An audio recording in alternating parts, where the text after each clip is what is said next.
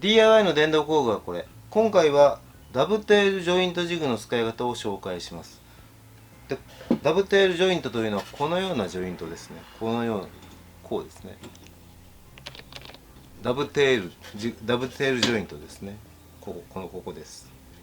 がっちりとこう組み合わさる組み方ですよね。この組み方を紹介します。これができるのはこのジグですので、これを紹介します。今回使用するジグはこれなんですけども、このタイプのダブテールジグは一番出回っているタイプのダブテールジグです。だいたい価格は1万5000円前後から2万円ぐらいで売られています。で、世界中でもだいたいこのタイプのものが多いですよね。基本は同じ形のものだと思います。で、今回これを使って紹介します。では最初にこの機械を紹介します。このままでは非常に扱いづらいです。で、裏側はこのようになってますので、空洞ですね。使う場合は下に土台を置いた方がいいです。私は今回このような板に固定をします。その方が使いやすいです。こうです。ここですね、前なんですけども、分かりやすいように取ります。外れます。バネがありますので気をつけます。ここですね、バネですね。ここです。この部分がここに来ますので、こうなります。こうですね。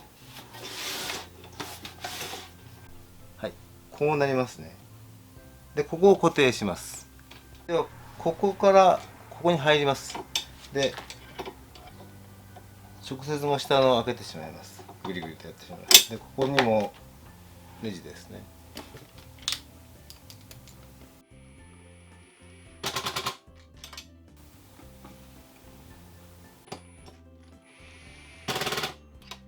板を下につけましたので安定しましたね。このようにして使わないとちょっと使いづらいです。それでは実際に加工する時のように板を挟んでみます。2枚挟みます。一度に2枚加工できますので、このように置くようになります。こうですね。先に上から板を入れます。後ろから差し込みます。こうですね。こう入っていきます。ここに位置決めのストッパーがあります。ここに板を合わせるようになります。こうですね。こう合わせます。で、こうなります。で、板はここで押さえるんですけど、締め付ける直前までネジを締め込みます。で、こうやります。で、きついですよね。これで締まります。で、あまりきつくする必要はありません。ゆるいと動きますけども、このくらいでいいと思います。これで固定ができます。ここですね。で、手前の板は下から差し込めます。こうですね。で、位置決めができるようになってますので、ここに板を合わせます。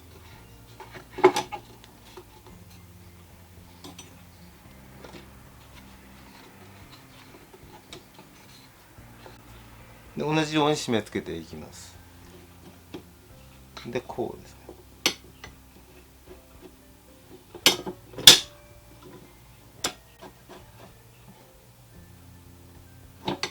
きついですね。ここです。これで固定ができます。加工はこのようにしてやります。では、加工するものはトリマーでも構いません。トリマーでも加工できます。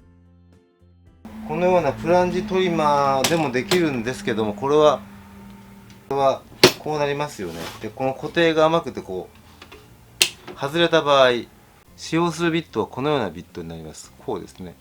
で、ここを加工している時に、もし間違えてレバーが外れた場合にガンと当たってここを傷つけてしまいます。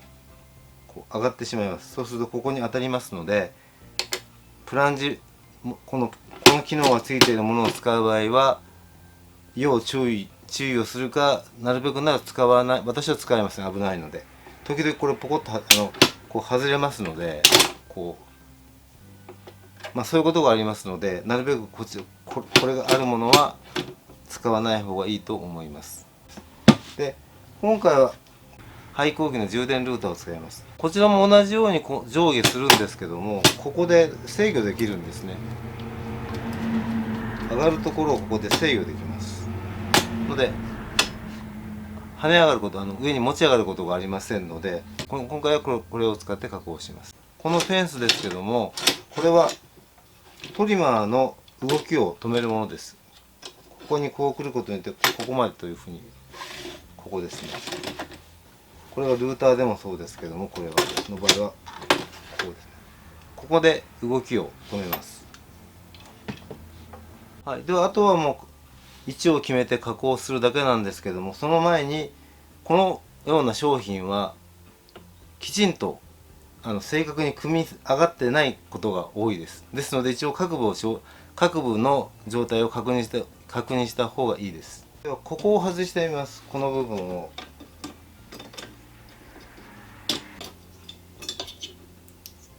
両方外しました。ちょっと面倒でしたけど、こうなりますので、ここも外れますね。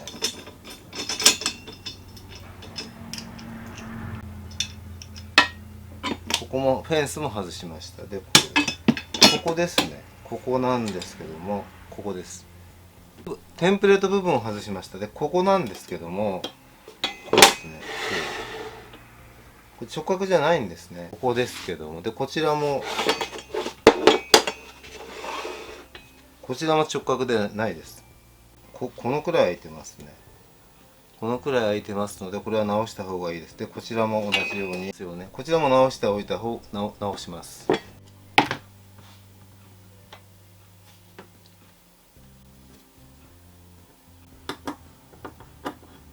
はい、で、今取ると分かると思うんですけど、これがストッパーですね。材の位置を決める、加工材の位置を決めるものです。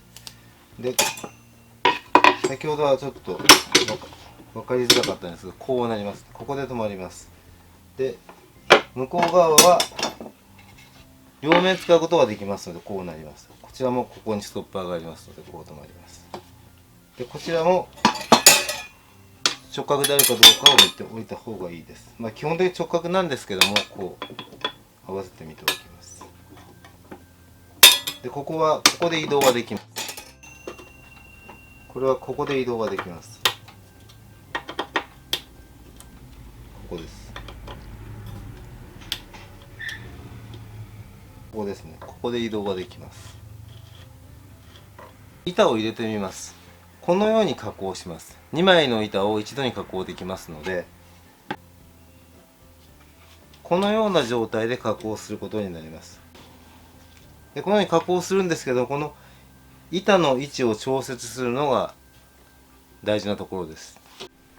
ではこのように端と端がうまく残るように加工するための位置合わせを紹介します。計算で出すこともできるんですけども、実際に合わせた方が簡単です。このようにするといいです。このようにこの出ている部分ですね、出ている部分から端ですね、端が約7ミリぐらい、同じ幅ですね、こちらも7ミリ、こちらも7ミリぐらい来るようにすれば今のように加工ができます。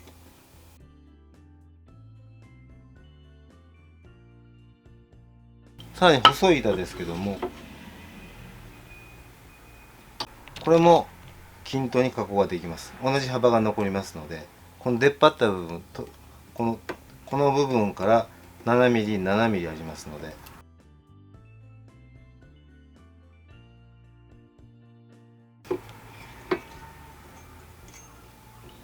でこの幅はダメです。この幅はここが残りませんので、これはダメですね。ですのでこのテンプレートのこの幅ですね、この幅、ここ出っ張った部分プラス7ミリ、7ミリの幅を取ることにすればうまく加工ができます。石決めのこのストッパーもこの板に合わせて決めた方が早いです。ですのでこうですよね、これ緩めます。こう持っていきます。こうでここで合わせますよね。でここを均等になるように測ります。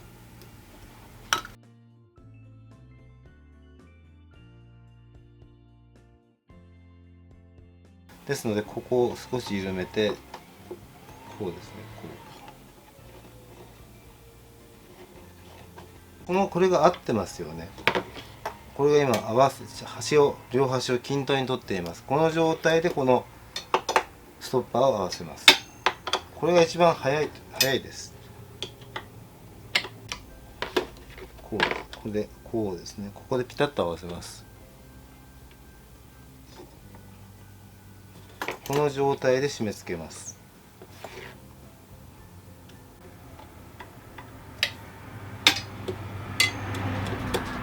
今締め付けました。そうするとこうですね。上の板をこう合わせてもこれで位置合わせができるようになっています。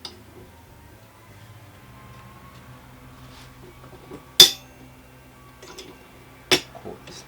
はい、こちら側を使って加工したい場合も同じように位置合わせをします。同じように両端が同じところに来るように板を置いて位置合わせをします。これで固定部品の位置決めはできました。で、あとクランプをするときにこちら側だけを加工する場合にこちらに同じ厚みのものを挟んでおくといいです。どうしても片方だけだとバランスが崩れますので、こううまく挟めません。こうしておくと均等に力がかかります。こちらもです。これがあるとクランプが均等にかかっていいですので、このようなものを使います。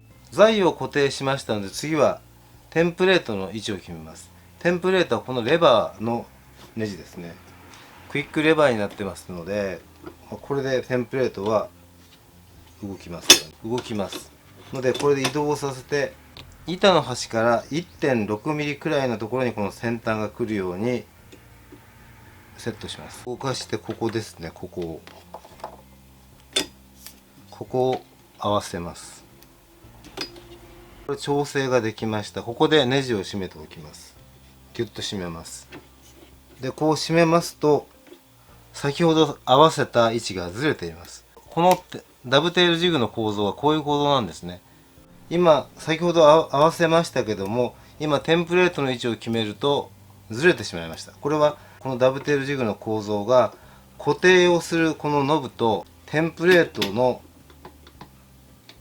固定も兼ねてるんですね。テンプレートもここにくっついてるので、だから狂うんですね。ですのでこの時点でもう一度直します。面倒ですけど私はそういうふうに調節しました。ここに挟んでいますけども、加工する前の状態にしていますけども、ここですね。このテンプレートが緩めるたびに固定すると動きます。今は合っていても次に外して合わすとこのくらいずれます。こうですね。このくらいずれがあります。一度調節してうまく切れるようになっていても、こう上げ下げしてこう締めるたびにこのくらいずれがあります。ですのでその都度ずれて加工しますので合わなくなりますのことが分かりました。何度かやっていてもう微妙にずれますので、その修正の仕方は一枚一枚にこのような線を引いてテンプレートが当たるラインです。で両方の均等の幅ですね。テンプレートの端から出る均等の幅の線を書いておきます。これをここで同じことをやっています。一回一回ここできちんと正確に合わせて固定して加工するとその誤差をなくすることができます。それではこのフェンスの位置ですね。使用するトリマーやルーターのフェンスの位置をおおよそ決める計算がありますのでそれを紹介します。これが今回使用する廃工機の充電ルーターのベースです。こちらは円になってますので円として計算します。フェンスをここに当てますので、ここからここまでの距離ですね。半径が約 75mm です。75mm で使用する板厚ですね。今回は 18mm のパイン集成材を使ってますので、板厚を2でかけます。板厚2枚分の厚さとこの半径を足します。足しますと75プラス 18mm プラス 18mm で 111mm になります。で使用するビットと関係がありますので、使用するビットの一番広いところ、ダブテールビットですね。今回は 14.9mm のダブテールビットを使いますので、このビットの半分の半径ですね。このビットの半径ですけども 7.45mm になります。今先ほどの 111mm から 7.45mm を引きますと、このフェンスの大体の位置が出ます。の答えは 111mm から 7.45mm を引きますと 103.55mm というふうになります。おおよそここから 103.55mm のところにフェンスを置くと一応近い値が出ます。ところが実際に加工すると微妙にずれますので、あとはもうテストカットを繰り返して正確な位置を見つけるしかないです。今回の加工でうまくいった距離は 101.8mm です。計算では 103.55mm ですけども、実際は 101.8mm が正解ですので、実際にできるのは近似値が近い値が出るということですね。トリマーを使う場合ですね、 MTR42 も後で使ってますけども、トリマーを使う場合のフェンスの測り方は、これはトリマーのベースの幅は 90mm です。90mm の半分は 45mm です。板厚は 18mm の場合は 18mm×2 で 36mm ですので、ベースの半分 45mm プラス 36mm は 81mm です。81mm から使用するビットの半径を引きます。81-7.45mm は 73.55mm ということになります。フェンスの位置は 73.55mm に大体来るということになりますので、そこで一度セットしてテストカットを繰り返して一番きれいに加工できるところを見つけるということになります。今回は 14.9mm を使いましたけれども、このテンプレートは 12.7mm も使うことができます。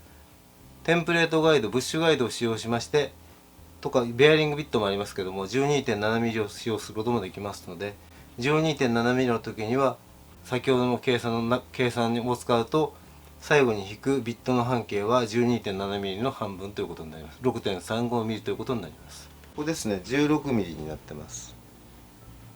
ではここですね、 16mm に合わせています。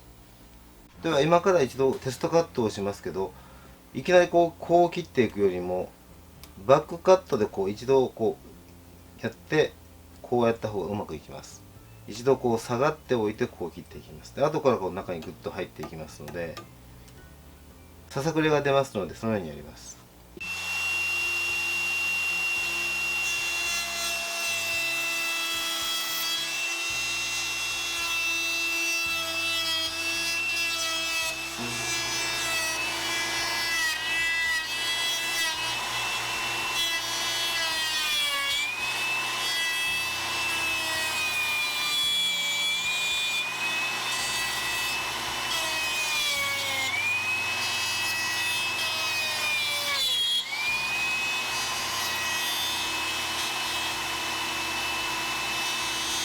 加工ができます。こうですね。で開けてみます。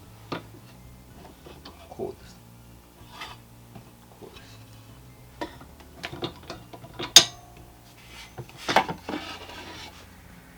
このように加工ができますね。こうなります。で合わせてみます。こうですね。このままこういうふうになります。ゆるいですね。今加工したものですけども、ここを見ますと約 1.7mm 出ています。切り込みが浅いですので、このフェンスですね、このフェンスを交代させます。ほぼぴったりですけども、緩いですよね。こうですね、かなり近寄りましたよね。あとフェンスを 0.5mm ほど下げればきちんと合うと思います。でただ緩いです。緩いですので、緩い場合はビットの突き出し量を少し多くします。ではビットの長さを 0.8mm ほど出しました。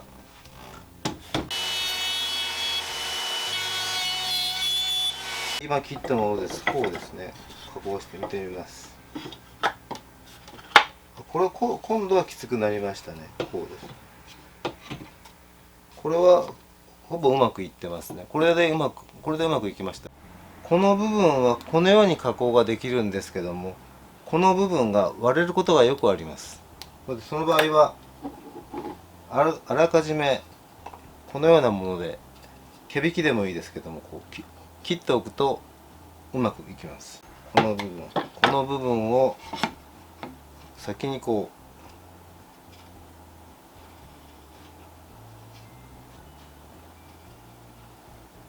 切れ目を入れておくとうまくいきます。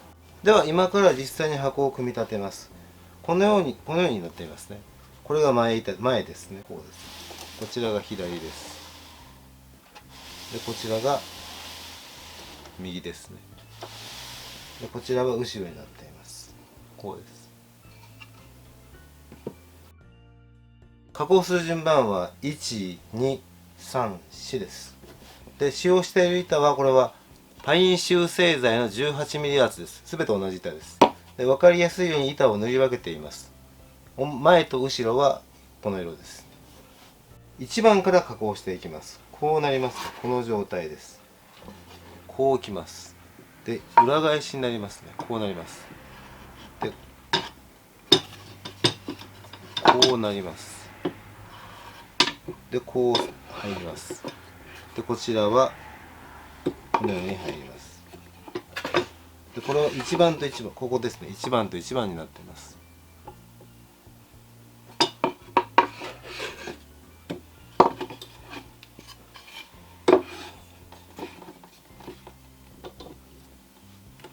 このようにセットしました。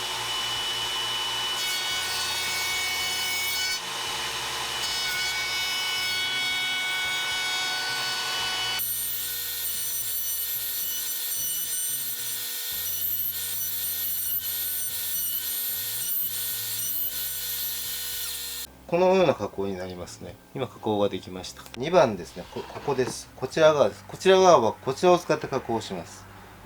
でこれは移動させます。こうなります。このまま来てこう折り曲げます。変わります。こうなります。でこうなりますね。こうなります。ここは2番になります。で裏から差し込みまして、でこちらは下からです。このようにセットしました。加工ができました。はい、では今加工したところです。こうです。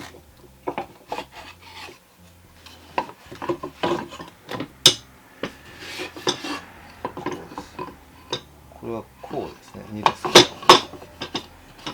2ですからこうなりますね。こうです。こうですね。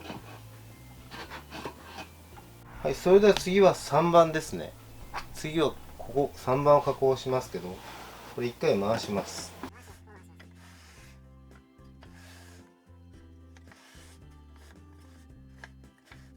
これが後ろになります。で今度こちらですね。3番から加工しますので、3番はこちらで加工します。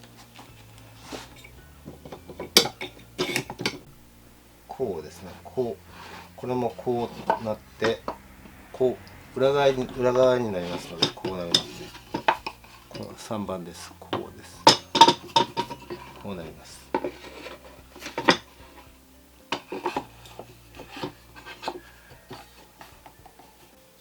のようにセットしました。加工ができました。こうですね。では今加工したところです。こうです。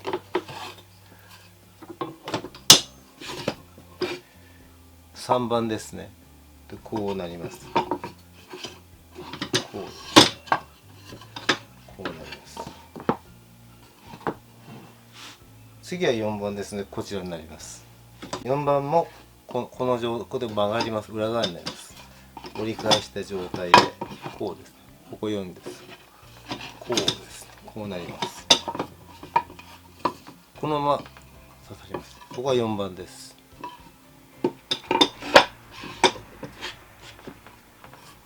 こちらを下から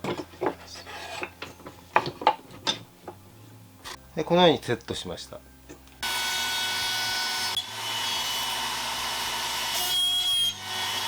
はい、4番目の加工ができました。では今4番目ですね。これ加工を取ります。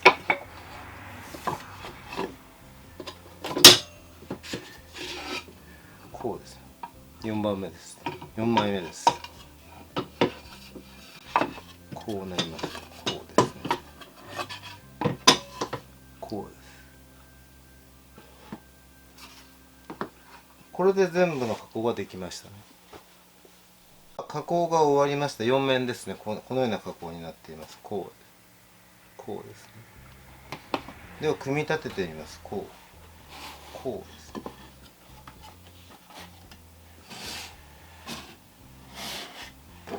まず1と2からですね。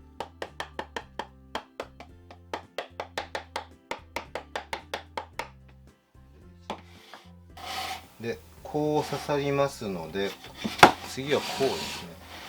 4と。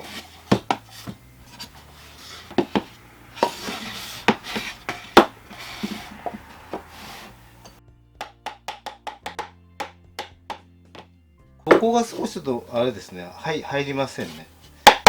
ずれてますね。で一応続けてやってみます。そうです。こうさせます。3とこうですね。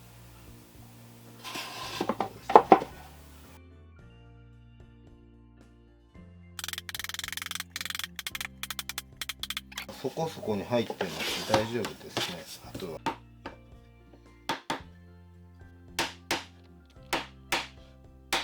うまくいってると思います。このような感じで組めました。こうですね。こちらはうまくいってますよね。こちらはうまくいってます。こちらもほぼうまくいってます。ここもうまくいってますよね。でここは少し出てますね。このような場合はこのピンの裏側ですね。裏側を少し削ってあげれば入りますので、この辺もうまくいってますよね。であとここですね。ここが上下左右、ここが均等になってますよね。こちらも均等になってますよね。このようになってます。このようになってます。はい、ではトリマーの加工量を紹介します。こちらは先ほどは18ミリ圧のパイン集成材でしたけど、こちらは19ミリ圧のワンバイ材ですね。 SPF 材です。でフェンスの位置も調節しています。試し切りを何度かやっています。でトリマーを使う場合はベースが面積が少ないのでこう傾けないように気をつけてやります。ぐっと押さえ込んでやるか、できれば片方の手をこう添えて、慣れればですけど添えてあげると傾くことはないですけども、慣れないと怖いですね。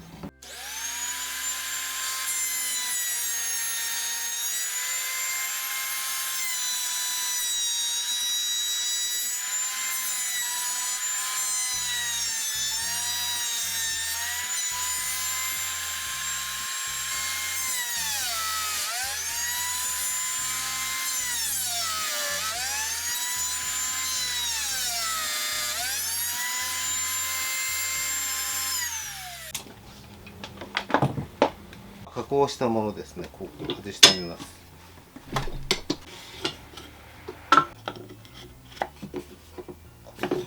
ぴったりといってますよね。今組んだものがこれですね。トリマーでもこのように同じ加工ができます。では今回はこの一番目にすることの多いダブテールジョイントジグを紹介しました。でこのジグはやっぱり癖がありまして、こうセットする時に狂うんですね。位置がずれます。このくらい遊びがありますので、そこを分かって使わないとやはり同じ加工ができなくて苦労します。で私も今回実はテストカットを30回以上やってます。慣れればこういうダブテール組のボックスができますので、加工自体は非常に楽しくできると思います。今回はこのダブテールジョイントジグの使い方の紹介でした。ありがとうございました。